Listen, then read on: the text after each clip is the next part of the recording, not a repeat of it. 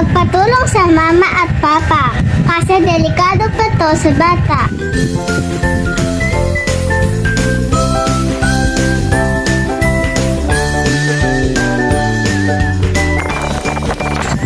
Ayan, nalinis na. Ang mga ginawa ko pong yan ay tatlo. Sa madami pang paraan upang manatiling malinis ang ating katawan.